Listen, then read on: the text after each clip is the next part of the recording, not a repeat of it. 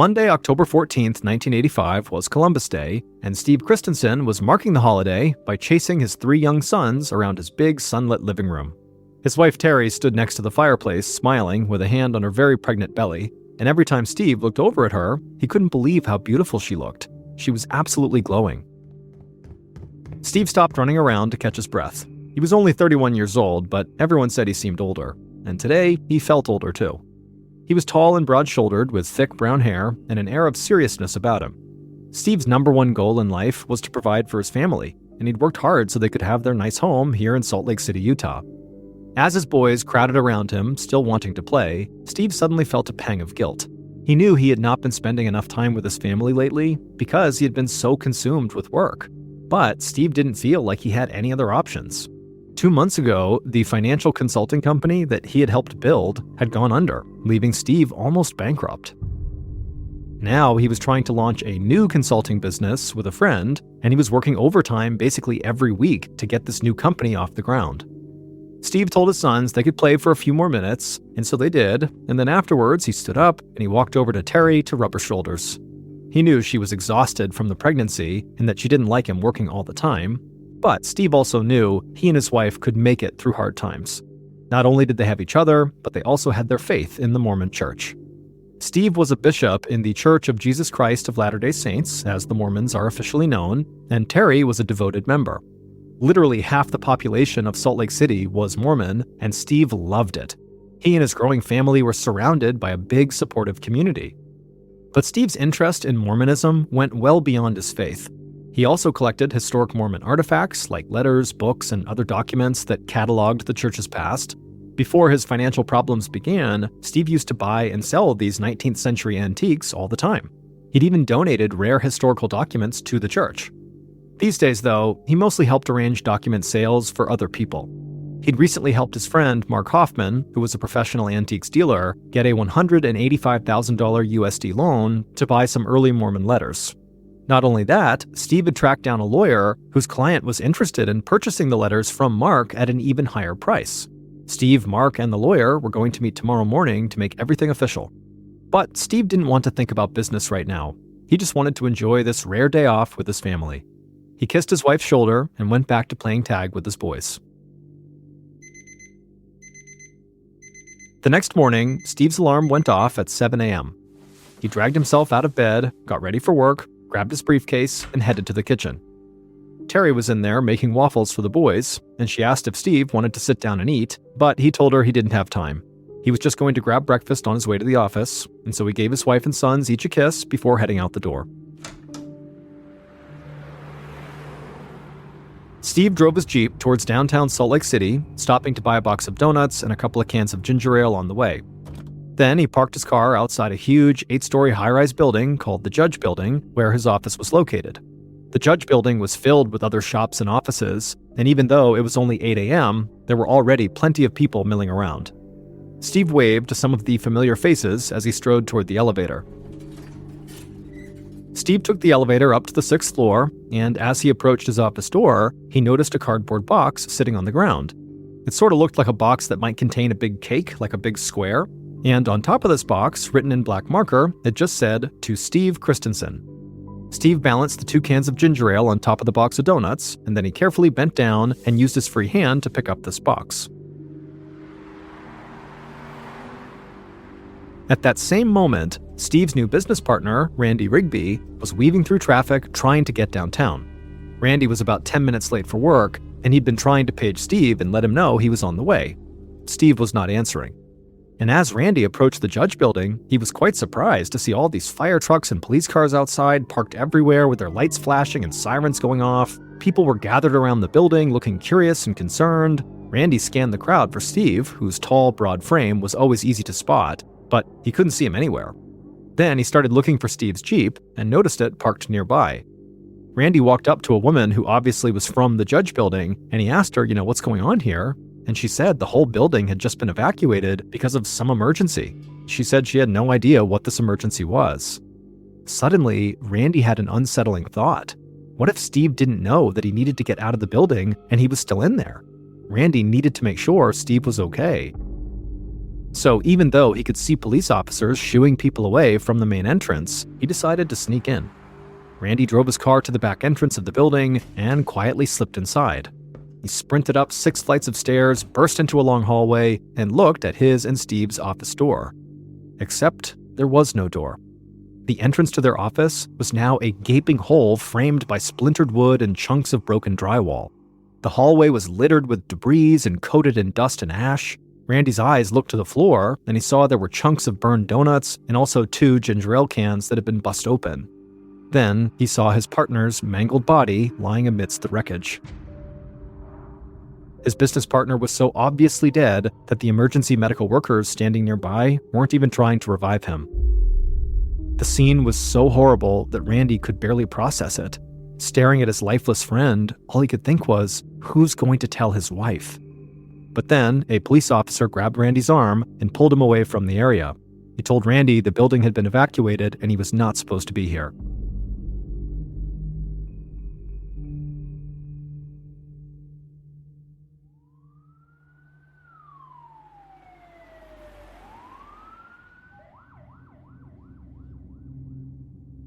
Moments later, Salt Lake City police detectives Jim Bell and Ken Farnsworth reached the same hallway that Randy had just been kicked out of. The men made a good team. Bell was quiet and analytical, while Farnsworth was more talkative and outgoing. The veteran homicide investigators had worked a lot of cases together, but they'd never seen anything like this. Looking at the devastating scene, both detectives were at a loss for words. The victim, who they had learned was 31-year-old Steve Christensen, was unrecognizable. His chest had been blown open, his right foot was nearly severed off, and there were long, heavy nails lodged in his face. Farnsworth cleared his throat and said what both men were thinking. It looked like a bomb went off. The detectives put on gloves and spent the next hour combing the hallway and bagging potential evidence. They found a number of wires, a rocket igniter, and also a motion sensor switch, all items a person could use to build a homemade bomb. Just then, Detective Bell heard the elevator ding, and he turned and saw a scruffy man in a gray sports coat walk out. Jerry D'Elia was unique in the Salt Lake City Police Department. He was a prosecutor, he was also an arson expert, and he was an investigator. A native of New York City, D'Elia had more experience with bombing cases than anybody else on the force. Bell explained what they'd found so far, and D'Elia agreed that it seems like Steve had been the victim of a homemade bomb. But D'Elia said that whoever made it knew exactly what they were doing. Not only did they use a motion sensor switch so the bomb would go off whenever somebody moved it, but they had also wrapped the explosives in nails that virtually guaranteed the bomber's target would be killed in the explosion. In fact, D'Elia said the bomb was so sophisticated that he wondered if maybe this was the work of a professional hitman. But as they discussed the possibility that Steve was killed by a murderer for hire, another police officer came running up the stairwell, accompanied by 2 men who looked very shaken. The men said they owned a jewelry store on the 3rd floor of the Judge Building, and just that morning at about 6:45 a.m., they had rode the elevator up with a man who claimed to be delivering a package. And this man was carrying a cardboard box, and on the box it said, "To Steve Christensen." And so now that the jewelry shop owners had heard what happened, they were pretty certain they'd been inside the elevator with the bomber. Detective Bell asked if they recalled anything about the man's appearance, and the witnesses said he was Caucasian with brown hair, maybe in his 30s, and they remembered that he was wearing a green Letterman jacket. Bell looked over at D'Elia. A 30-something-year-old guy in a Letterman jacket didn't exactly sound like a professional hitman, because that kind of stands out quite a bit, and if you're a hitman, you want to be kind of under the radar. But then again, who was really to say what a real hitman looked like? Before they could talk it over, though, yet another police officer came barreling through the door from the stairwell, wide-eyed and breathing heavily, and he looked directly at Detective Bell and said, "We have another one."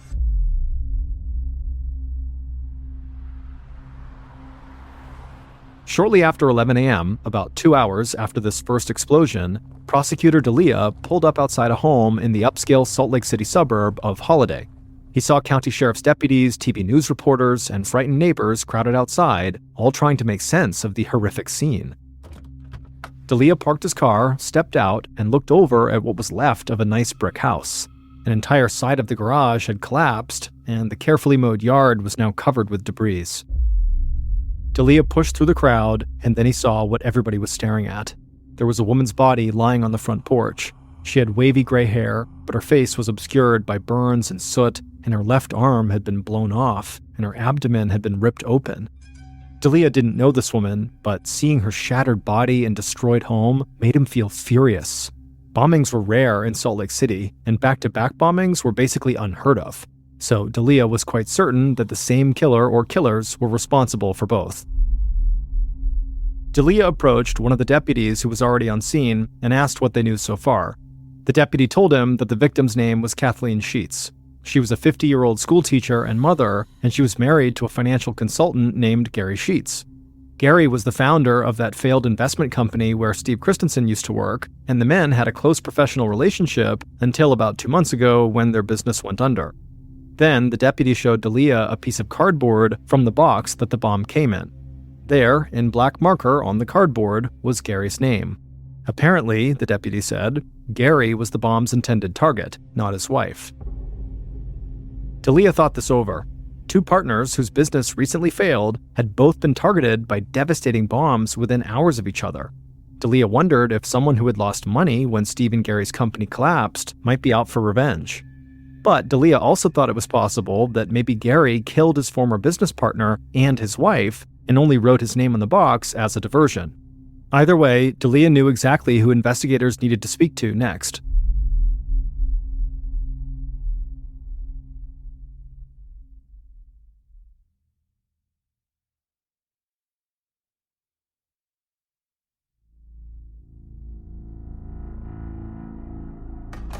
Later that morning, Detective Farnsworth sat in an interview room at the Salt Lake City Police Station across from Gary Sheets. Gary was in his 50s with white hair and even whiter teeth, but his eyes were red from crying. Farnsworth tried to be gentle while asking questions, and Gary was very forthcoming despite his obvious shock and grief. He explained that he and Steve used to run a financial consulting company together, working with wealthy investors. They'd done well until some bad investments left the company on the verge of bankruptcy. Then, 2 months ago, Steve had decided to leave and start his own consulting company with a new partner, leaving Gary to try to deal with the mess of their failed business. But Gary said he didn't have any animosity towards Steve, and he was heartbroken to hear about Steve's violent death. As for his own wife's murder, Gary said he couldn't believe any of this was real. Detective Farnsworth felt sorry for the guy and knew Gary should be with his family right now, but there was a bomber who was loose in Salt Lake City, and his questions just couldn't wait. He asked if Gary knew anyone who might want to hurt him. Gary paused for a moment and then said, well, yeah. When his and Steve's company failed, a lot of investors lost a lot of money. Maybe these bombs were a spurned investor's way of getting revenge. But if this was the case, Gary wondered, why target his wife? Detective Farnsworth swallowed hard and told Gary the bomb had actually been inside a cardboard box and his name had been written on the box. As far as police could tell, someone out there had actually wanted Gary dead, not his wife. Hearing this news, Gary began to cry, not only at the thought of his wife being murdered by mistake, but also because the reality that somebody was out to kill him was terrifying, and he began shaking like he was just so scared he couldn't help it. And so seeing this, Farnsworth immediately offered to place him in protective custody until the police solved the case. In the meantime, they needed Gary to put together a list of all the investors who'd lost money when his and Steve's company dissolved. Any one of them could be the bomber.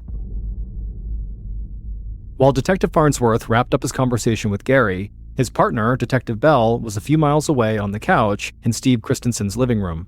Steve's very pregnant wife, Terry, sat across from him looking totally numb. A few members of the family had come over as soon as they heard the news, and they took care of Steve and Terry's boys while she spoke with the detective. Her voice was flat as she told Detective Bell that she didn't know how she was going to live without her husband. Beyond the shock and grief of losing someone she loved so much, Terry was now going to have to find a way to support 4 children on her own, and the family's financial situation was not good. She sighed and sort of muttered under her breath that she wished Steve hadn't been so generous with the church. Detective Bell asked what she meant. Terry tucked a strand of her short blonde hair behind her ear and explained that Steve was always spending money on Mormon artifacts. The previous year, in 1984, he'd paid $40,000 US for one document and then just handed it over to the church. Detective Bell looked confused. Terry explained that this document, called the Salamander Letter, was valuable because it was so controversial, raising doubts about the founding of the Mormon Church. The church taught that the founder of Mormonism was led to the Book of Mormon by an angel, but the letter said he'd actually been led there by a white salamander.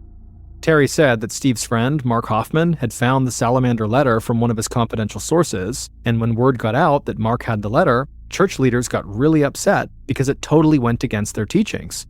Terry said she didn't want Steve to buy this letter, but he did it anyway. And then he donated the document to the Mormon church. And just like that, Steve and Terry's family had lost $40,000, money that they really needed right now. Detective Bell could see how upsetting this was for Terry. He didn't want to cause her any more grief, so he thanked her for the information and told her how sorry he was for her loss. But before he got up to leave, Terry stopped him. She said she felt like the salamander letter might have something to do with her husband's murder. The letter's discovery caused some Mormons to leave the church, and they might have blamed Steve for shattering their faith. Detective Bell wasn't sure what to think, but he promised Terry he would look into it. The next day, at about 2:40 p.m., Detective Farnsworth cruised down the highway towards the police station. It was only the second day of the investigation, but Farnsworth already felt enormous pressure to solve this case. People were scared, especially after a local reporter had received an anonymous call claiming there were 4 more bombs already planted all around Salt Lake City.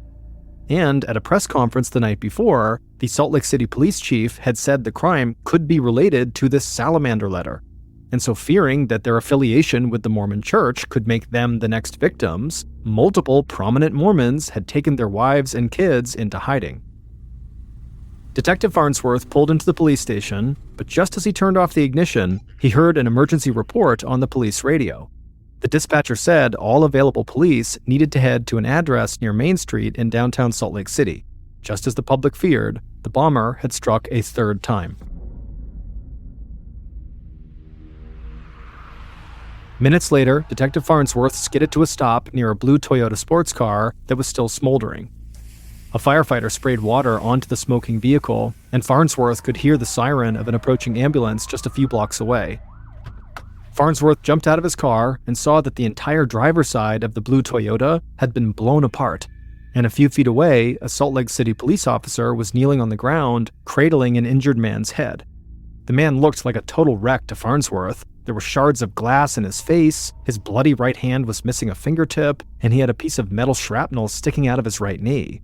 But somehow, this man was alive. Just then, the sirens reached a fever pitch as the ambulance arrived on the scene. 2 EMTs jumped out of the vehicle and ran over to the injured man and began taking his vitals. Detective Farnsworth leaned down and asked the injured man for his name. In between labored breaths, he said his name was Mark Hoffman. Farnsworth immediately recognized that name. Mark was the man who had discovered the controversial salamander letter and sold it to Steve. But before the detective could ask any follow-up questions, the EMTs loaded Mark into the back of the ambulance and sped off to the hospital. Moments later, Prosecutor D'Elia and a federal agent who specialized in bombing cases arrived on the scene.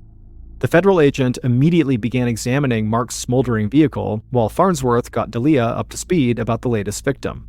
But just then, the federal agent called out to them to come over and look at what he'd found inside of Mark's trunk.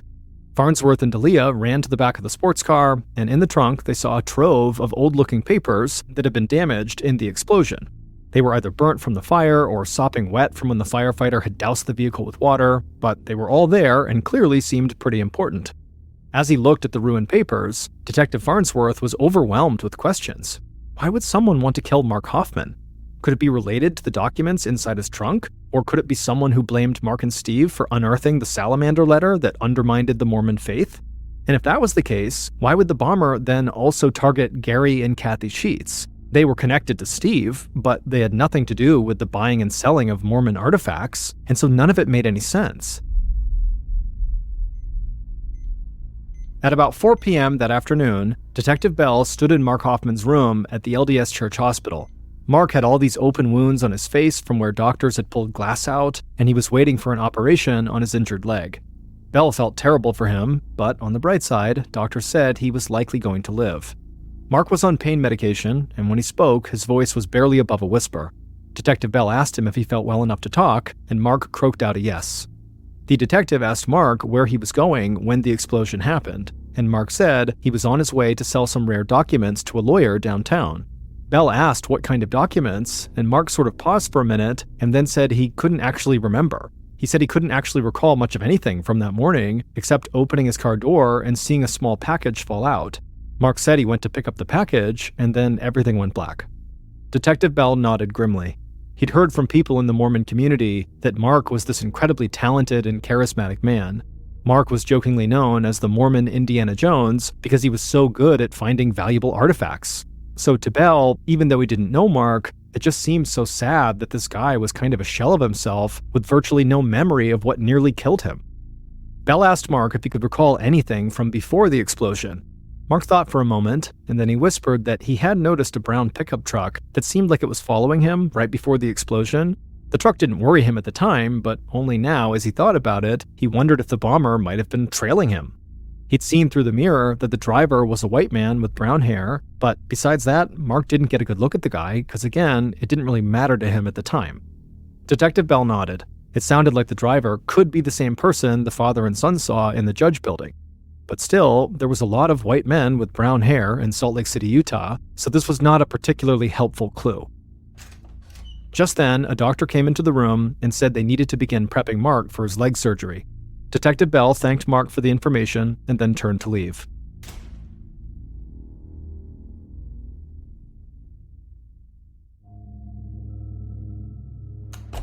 Two days later, on Friday, October 18th, Bell and Farnsworth sat inside of an interview room facing a man named Shannon Flynn. The detectives had learned that Shannon was Mark Hoffman's full-time employee, helping him find and sell these rare documents. And so if anybody could help investigators understand what was going on in this strange and secretive world of trading Mormon artifacts, it was Shannon.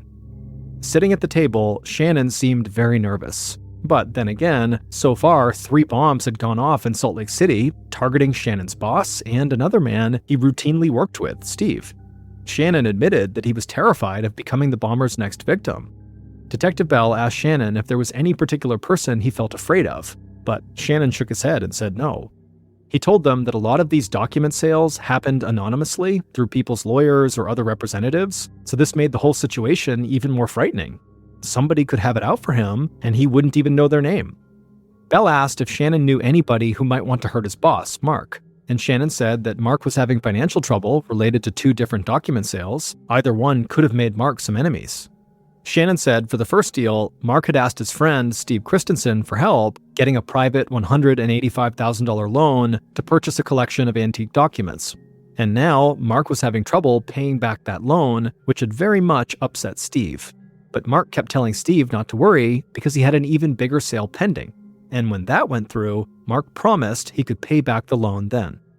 But Shannon said Mark's second document sale had also hit a snag. Mark had acquired the only known copy of the first document ever printed in colonial America, known as the Oath of a Freeman, a discovery so significant that the United States Library of Congress had offered to buy it for $1 million. But the Library of Congress wanted elaborate proof that this document was indeed authentic before they paid such a huge amount for it. And so this delay in the sale was really putting Mark in a very serious cash crunch. Detective Bell asked Shannon if he knew where Mark got the document. But Shannon said no, Mark didn't share the names of his contacts very often. At this point, the detective was starting to feel suspicious of Shannon. It was hard to believe that as Mark's only full-time employee, he didn't know anything about where these documents were coming from. Plus, Detective Bell didn't understand why Mark would have needed a loan to buy artifacts. He knew Mark had made hundreds of thousands of dollars selling antiques, so Detective Bell outright asked Shannon if he knew where all of his money had gone. Shannon suddenly looked down at the table and sort of mumbled that Mark lived far beyond his means. He traveled all the time, lived in a huge house, and drove an expensive sports car. Plus, Mark could be generous almost to a fault. Shannon said that one time Mark had given him money to buy a submachine gun for his firearm collection, and then he also helped pay to convert that submachine gun into a fully automatic gun. When Detective Bell heard this, he tried to keep his expression neutral, but he was shocked. Shannon had just confessed to turning a gun into a fully automatic weapon, which was illegal. Detective Bell glanced at Farnsworth, and he looked just as surprised. Bell quietly asked Farnsworth to step into the hall with him. Once they were out there and out of earshot of Shannon, they both agreed that Shannon seemed very suspicious, and because he confessed to owning an illegal firearm, they had probable cause to arrest him and search his home. So that's exactly what the detectives did. Shannon was immediately taken into custody on the firearms charge, and when Bell and Farnsworth searched his home, they found at least 3 more guns. Then they stumbled on something even more shocking. Shannon owned a copy of the Anarchist Cookbook, a notorious 1970s book that contained instructions for building bombs. Just like that, Shannon shot to the top of their suspects list, and they quickly got another warrant to search more of Shannon's property. It turned out Shannon rented a storage unit, and police suspected that might be where he was constructing bombs. That weekend, Detective Bell arrived at what investigators called the War Room, a big conference room in the Salt Lake City police station where everyone working the case could meet and discuss their progress. Bell sat down with Farnsworth, Prosecutor D'Elia, and the federal agent from the 3rd bombing scene, as well as a number of other law enforcement officials. And they had a lot to talk about. Even though the search of Shannon Flynn's storage unit hadn't revealed anything incriminating, he still seemed extremely suspicious. If the police were right and these bombings were all related to the rare document trade, then Shannon seemed like their only real suspect. But Detective Bell knew that this explanation did not account for the murder of Kathy Sheets. As far as police could tell, Kathy and Gary Sheets had not been involved in buying or selling Mormon documents and had nothing to do with Shannon Flynn. So, Prosecutor D'Elia suggested the investigators go back through the dozens of interviews they'd conducted. Maybe if they reviewed all of the evidence as a group, something would stand out. And so Bell and Farnsworth just began reading their notes out loud, going through every last detail from each person they'd spoken to, and as they did this, suddenly, the federal agent's hand shot up, and he told them to stop. The agent said he'd just noticed something. A detail from one of the interviews didn't make sense. One of their witnesses had to be lying, and he felt certain this person who was lying was the bomber. Immediately, investigators started drafting a court motion to get one more search warrant. And during the search, just a few days later, they uncovered a piece of evidence that broke the case wide open and led to a shocking revelation that nobody imagined.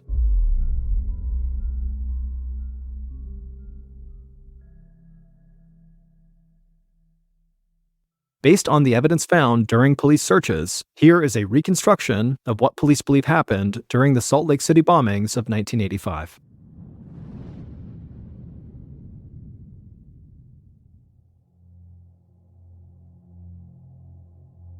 Late on the night of October 14th, the killer stood at a work table in their basement, putting the finishing touches on 2 homemade bombs. They'd spent the last few weeks researching how to build them, and they felt confident the design would work. The killer taped dozens of long carpenter's nails over one bomb and added extra explosive powder to the second, making both bombs extra lethal. Then they gently placed each bomb into separate cardboard boxes. The killer had already used an ice pick to carve 2 small holes into the bottom of both boxes. Now they carefully threaded the wires from the motion sensor switches in each bomb through these holes. They taped the wires to the outside of the box to keep them separated, and when the time was right, they would connect the wires, activating the motion sensor switch inside that would make the bombs detonate. Satisfied, the killer turned the cardboard boxes back over and taped them closed. They then grabbed a black felt tip marker and wrote on the first box, "To Steve Christensen," and on the second box they wrote, "To Gary Sheets." Finally, the killer padded upstairs and got into bed, satisfied that everything was ready. The next morning, the bomber woke up before sunrise. They slipped out of bed, tiptoed to the basement, and carried each box outside to the car. It was chilly, so they ran back in and put on their old green letterman jacket. Then they got into the car and drove downtown to Salt Lake City. At about 6:45 a.m., the killer parked outside the Judge Building, got out of their car, and lifted the box labeled "To Steve Christensen" out of the back seat. They hoped to slip in and out of the building without being seen, but the moment they walked into the lobby, they ran into 2 people, a father and son. The bomber pretended to be a delivery driver and got into the elevator with these 2 men. These men got out on the 3rd floor, and when the killer reached the 6th floor hallway, they found their way to the office door that had Steve Christensen and Randy Rigby's names written on it. There, the killer knelt down, turned the box over, and carefully connected the 2 wires on the bottom, activating the motion sensor switch inside the bomb. Then they very carefully set the box right side up. Then they casually turned, walked to the stairwell, headed downstairs, outside, to their car, and drove away from the Judge Building. About 15 minutes later, the bomber arrived outside of a big brick home in the suburban city of Holiday. They didn't see any cars parked outside, so they assumed the home's owner, Gary Sheets, had left and would be home later that afternoon. The bomber walked up to the front door carrying the cardboard box. Then they taped the motion sensor wires together and gently placed the bomb near Gary's front porch. After that, the killer turned, walked back to their car, and drove home. When they got there, they opened up the front door, and the house was quiet, so they slipped back into bed without being noticed by anybody else inside. But once the bomber got out of bed, they couldn't resist the urge to turn on the morning news. And at about 8:30 a.m., while they were sipping coffee on the couch, the news broke. A bomb had gone off at the Judge Building, and a man had been killed. The killer pretended to be just as shocked as anybody else in the house was. They even called into work and canceled meetings that day so they could stay home to be safe. Then, less than 2 hours later, local news stations reported the second bombing. But as the killer watched the coverage of this second bombing, they realized their plan had not gone as smoothly as they'd thought. They'd meant to kill Gary Sheets, but the news report said the second victim was a woman. And things got even worse that evening when the Salt Lake City police chief gave a press conference. The killer watched as the police chief said the bombings might be related to a controversial Mormon document called the Salamander Letter. The killer's stomach sank. They couldn't believe the police had zeroed in on the real reason for the bombings so quickly. They had to find some way to get investigators off the trail, and the only way they could think to do that was to create even more chaos. So, late that night, the killer crept down to the basement and constructed a third bomb. The next afternoon, on October 16th, the killer put the bomb in the passenger seat of their car and drove to a busy area downtown. They parked, got out, and then leaned back into the car to turn the bomb over in the passenger seat.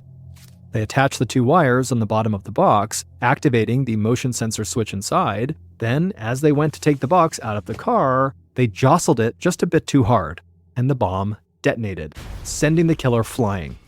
They crashed into the pavement with shrapnel stuck in their legs and face. They were missing a fingertip, and they were barely breathing.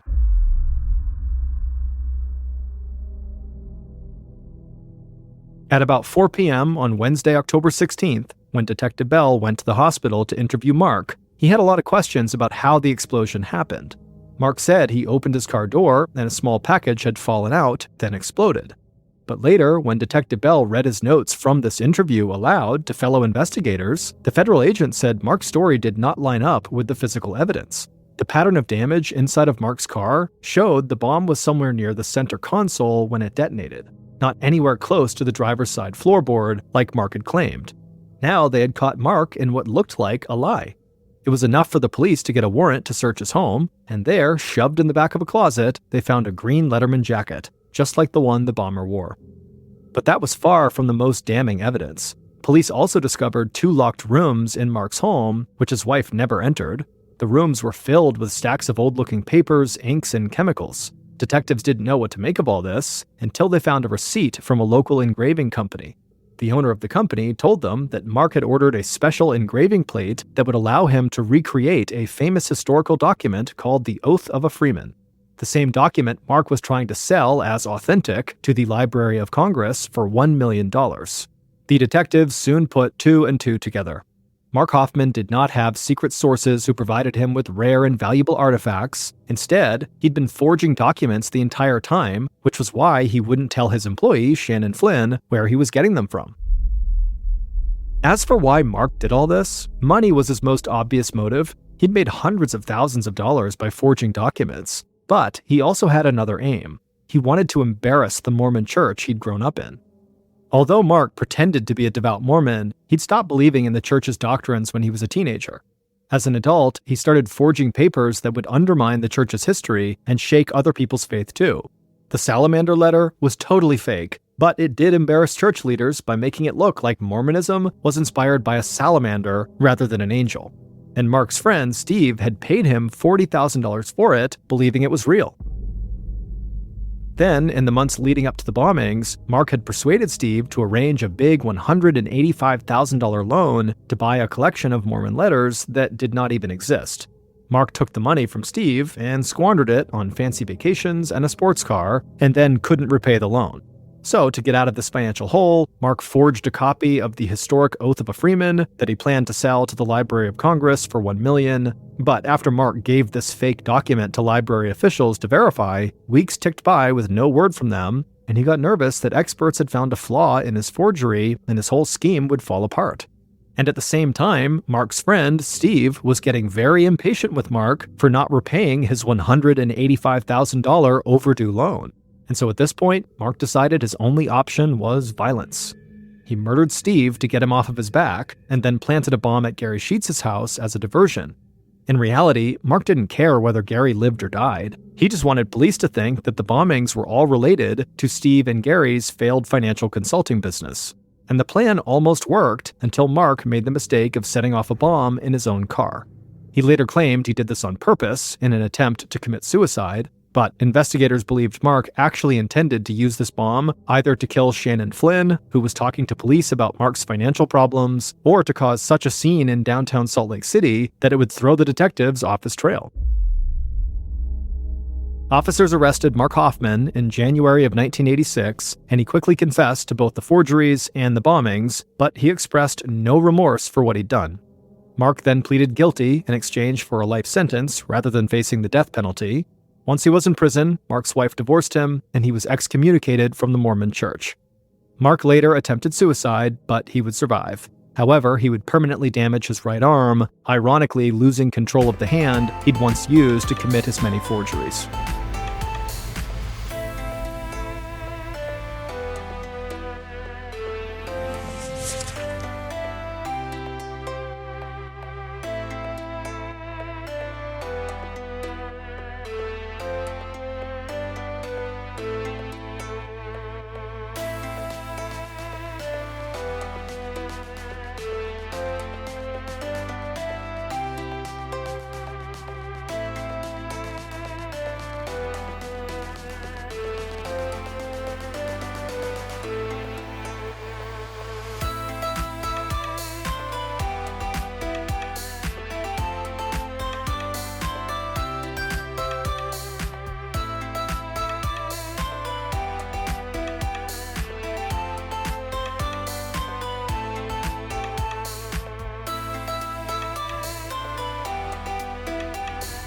Thank you for listening to the MrBallen podcast. If you enjoyed today's stories and you're looking for more strange, dark, and mysterious content, be sure to check out all of our studio's podcasts. They are this one, of course, MrBallen Podcast, and we also have MrBallen's Medical Mysteries, we have Bedtime Stories, and also Run Fool. To find those other podcasts, all you have to do is search for Ballen Studios wherever you listen to your podcasts. To watch hundreds more stories just like the ones you heard today, head over to our YouTube channel, which is just called MrBallen. So that's going to do it. I really appreciate your support. Until next time,